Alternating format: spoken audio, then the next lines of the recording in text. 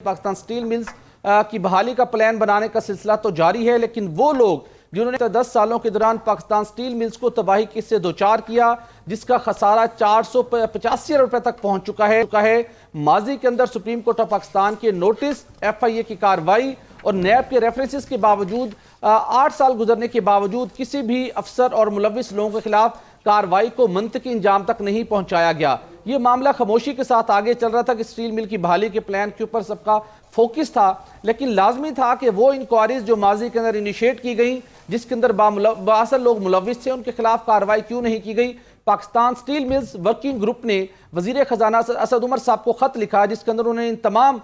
माजी की खराबियों की निशानदही की और उनसे मुतालबा किया कि एटलीस्ट जो माजी के अंदर पाकिस्तान स्टील मिल को, एक कौमी असासे को जो नाकाबिले तलाफी नुकसान पहुंचाया गया था, कम अज कम उन लोगों को या तो आप क्लीन चिट दें, या जो लोग मुलविस हैं, जो वाज़े तौर के ऊपर जिनके सबूत मौजूद हैं, आप उन्हें कैफरे किरदार तक पहुंचाइए। असद उमर साहब ने अच्छा इनिशिएटिव लिया, उन्होंने डायरेक्शन दी वजारत सनअत व पैदावार को कि इस मामले को परसू किया जाए। हमें वजारत सनअत व पैदावार का जो खत मौसूल हुआ है, जो कि chief executive officer Pakistan steel mill को लिखा गया, उनसे कहा गया कि वो तमाम लोग जिनके खिलाफ माजी में इंक्वायरीज शुरू की गई लेकिन वो फिर रोक दी गई, उनके नाम ECL में डालने के लिए अरसाल किए जाएं और इन तमाम केसेस को परसू किया जाए। देखिए, साबिक वज़ीर आज़म यूसुफ रज़ा गिलानी ने साबिक चीफ एग्जीक्यूटिव ऑफिसर, जिस तरह आप बता रहे हैं कि आप परस्यू किया जाएगा, तहकीकात होंगी, अगर ECL में नाम डालना पड़ा तो उसकी भी सिफारिश आ गई है, क्योंकि एक दौर था जब इस इदारे को बड़ी पाकिस्तान के लिए फख्र की अलामत समझा जाता था, क्योंकि स्टील मिल की बहाली जो है वो बड़ी इंपॉर्टेंट है। तो भट्टी साहब, आपके जराए क्या कहते हैं, ये तहकीकात तो बहुत पहले होनी चाहिए थी, इतनी देर क्यों लगी?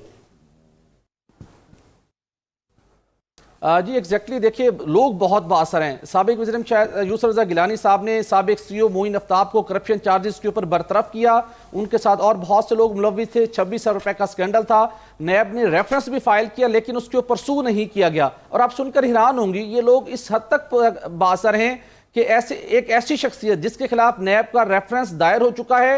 उन्हें अब्दुल रज़ाक दाऊद साहब वज़ीर सनअत व पैदावार ने वजारत सनअत व पैदावार के मातहत इंजीनियरिंग डेवलपमेंट बोर्ड के मेंबर बना दिया है। वो तमाम लोग जिन्होंने पाकिस्तान स्टील मिल्स को माजी के अंदर नुकसान पहुंचाया, पाकिस्तान तहरीक इंसाफ की हुकूमत में भी वो मराहत हासिल करने में कामयाब दिखाई देते हैं, वो मुख्तलिफ ओहदे हासिल कर रहे हैं। यही वजह थी कि अब असद उमर साहब ने इस बात का फैसला किया कि माजी के अंदर जो लोग इस मामले में मुलविस पाए गए हैं, अब जिनके खिलाफ इंक्वायरी शुरू की गई लेकिन उनको कंक्लूड नहीं किया गया, उनके नाम ECL में होना चाहिए, इनकम्प्लीट होनी चाहिए और नैब को दरखास्त की जाए को रेफरेंस को परसू करके जो रिकवरी करनी है वो रिकवरी करे, जिन्हें सजा दिलवानी है उन्हें सजा दिलवाए।